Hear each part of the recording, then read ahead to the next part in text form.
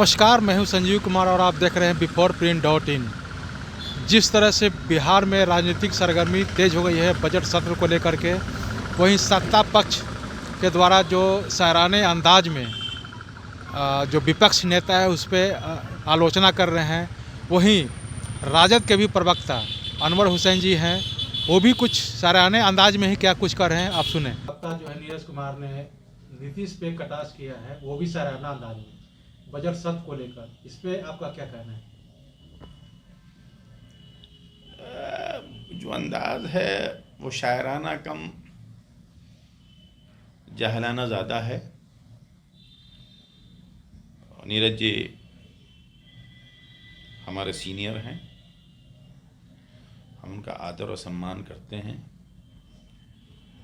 लेकिन जिस किस्म के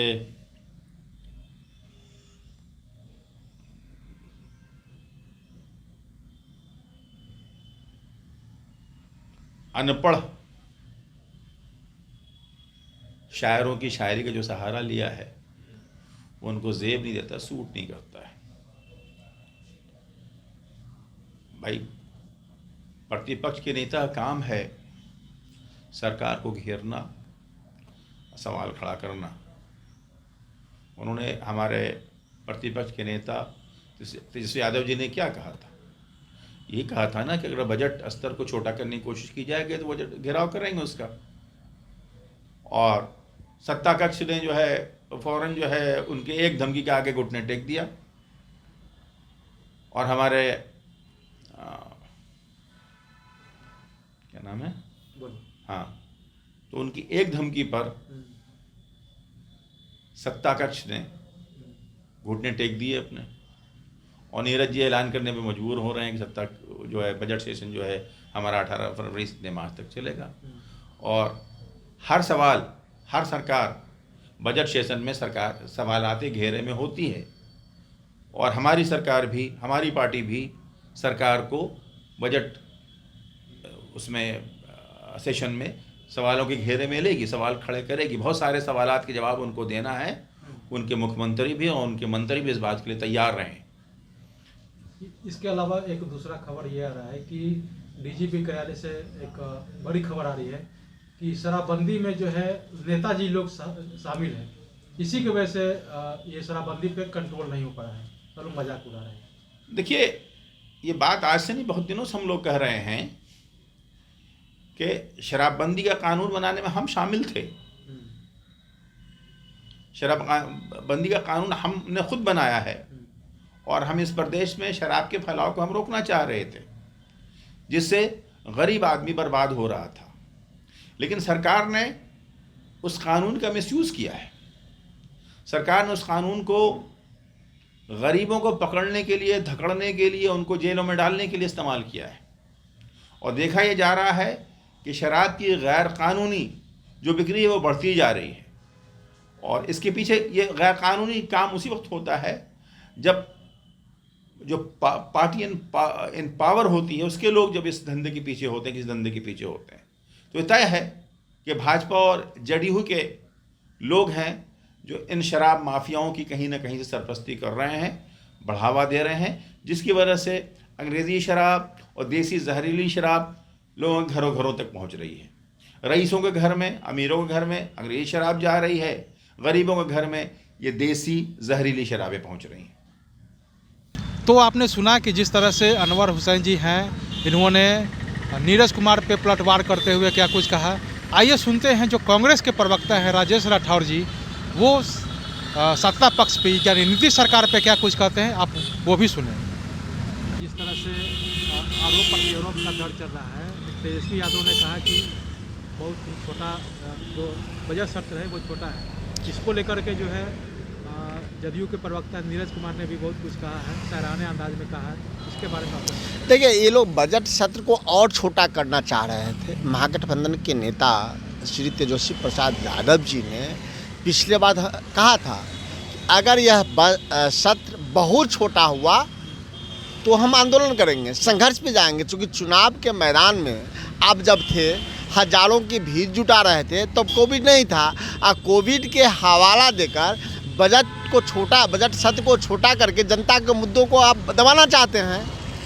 विपक्ष के दबाव में सरकार ने बजट सत्र को थोड़ा बढ़ाया जरूर है, लेकिन उतना व्यापक नहीं किया है जितना व्यापक करना चाहिए था, जिससे कि जनता के तमाम मुद्दों पे बात हो पाए। चाहे लूट हो, हत्या हो, बलात्कार हो, या अन्य किसान के मुद्दे हों, नौजवान के मुद्दे हों, बिजली के मुद्दे हो, सिंचाई के मुद्दे हों, सड़क के मुद्दे हों, सभी मुद्दों पे बहस करने के लिए सिर्फ बजट पे बहस नहीं होता है। जब सत्र चलता है तो सभी विषयों पे बहस होती है।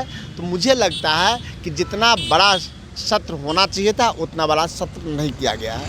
वही शराबबंदी को लेकर के डीजीपी की तरफ से खुलासा हो रहा है कि जितने भी शराबबंदी पे जो अंकुश नहीं लगने का कारण है कि इसमें नेताजी शामिल है। अब तो बड़ा स्पष्ट है कि मुख्यमंत्री और डीजीपी को हम किस रूप में संबोधित करें।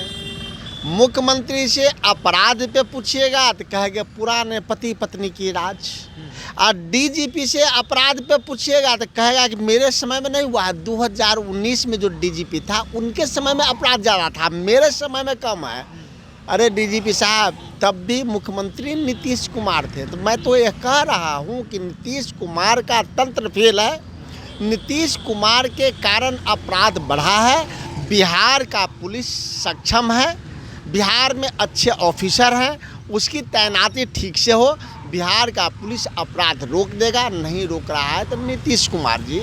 दूसरी ओर कल ही एक वैसे आईपीएस की तबादला कर दिया गया जो मद्य निषेध में था, जो 6 तारीख को एक पत्र लिखकर सरकार की आंखें खोली। वैसे आईपीएस अधिकारी राकेश जी को हम धन्यवाद देते हैं जिन्होंने हिम्मत दिखाई कि शराबबंदी के कारण न बल्कि शराब माफिया, कुछ अधिकारी पदाधिकारी पुलिस ऑफिसरों की संपत्ति में काफ़ी वृद्धि हुई है, जिसकी जांच हो। तो उनके पत्रों पे जांच के बजाय मुख्यमंत्री जी उनका तबादला कर दिया। हम तो यही कह रहे हैं कि मुख्यमंत्री जी जितने अच्छे अधिकारी हैं, जो अपराध को रोकना चाहते हैं, भ्रष्टाचार को रोकना चाहते हैं, उनको दरकिनार कर देते हैं। कहाँ हैं लोग बड़े अच्छे अच्छे ऑफिसर? एक भी अच्छे ऑफिसर की पोस्टिंग नहीं होती है। आज जो मलाई मारने वाला, मलाई खिलाने वाला ऑफिसर है, उसको एक एक सेक्रेटरी के पास 5-5 विभाग है, एक एक विभाग 10-10 साल से है। क्यों है? बाकी अधिकारियों का तबादला 3 साल में, आज सेक्रेटरी के पास विभाग 12 साल से। इसका मतलब है सेक्रेटरी मुख्यमंत्री के संरक्षण में आर्थिक अपराध कर रहे हैं। इसके अलावा जो रुपेश हत्याकांड को लेकर के डीजीपी कह रहे हैं कि ये ठेकेदारी का मामला था, इसके वजह से उसकी हत्या हुई। तो क्या ये कहना जो जायज़ हुआ कि जो इंडिगो के मैनेजर हैं उनको ठेका का कुछ मामला हो सकता है? पता नहीं क्यों बयानबाजी करते हैं डीजीपी साहब। कानून के सबसे लॉ एंड ऑर्डर के सबसे सर्वोच्च पद पे बिहार में बैठे हैं। उन्होंने कहा कि हत्या मामला हो सकता है ठेकेदारी का। आप तो स्पष्ट कहिए ना कि हत्या किस चीज़ का है। आप भी संदेह व्यक्त कर रहे हैं। आज 10वें दिन बीत रहा है, उनका 10 कर्म हो रहा है, और आज भी डीजीपी साहब कह रहे हैं कि ऐसा लगता है कि ठेकेदारी के कारण अपराध होगा। कभी कभी एयरपोर्ट पे बस पार्किंग के मामला है, कभी पीएचडी का मामला आता है, कभी सिंचाई का मामला आता है। इसकी निष्पक्ष जांच सीबीआई कर सकती है, तब पता चलेगा कौन कौन सफेद पोश इसमें इन्वॉल्व हैं, कौन कौन अधिकारी षड्यंत्रकारी हैं। सरकार उस षड्यंत्र को उजागर नहीं करने देना चाहती, इसीलिए सरकार सीबीआई जांच से बच रही है। तो आपने सुना कि जिस तरह से जो बजट सत्र हो या अपराध की घटनाएं हैं, इसको लेकर के जो बयानबाजी चल रहा है कि शराबबंदी पे कंट्रोल नहीं हो रहा है, रीज़न ये है कि इसमें सफ़ेद पोस्ट नेता लोग हैं, इसके वजह से नहीं हो रहा है। वहीं रुपेश हत्याकांड पे कहना है कि जिस तरह से डीजीपी का बयान आया है कि ठेकेदारी का मामला है या पार्किंग का जो मामला है, इसके वजह से उसकी हत्या हुई है। तो इस तरह का जो बयान जो डीजीपी के दिया जा रहा है, मतलब समझ में नहीं आ रहा है कि डीजीपी होकर के इस तरह का जो है बयानबाजी किस तरह से कर रहे हैं। चलिए चलते हैं दूसरे खबरों की तरफ, तब तक के लिए मुझे दीजिए इजाज़त। धन्यवाद। अगर आपको हमारा वीडियो पसंद आया हो तो इसे लाइक करें, सब्सक्राइब करें और साथ ही बेल आइकन दबाना ना भूलें।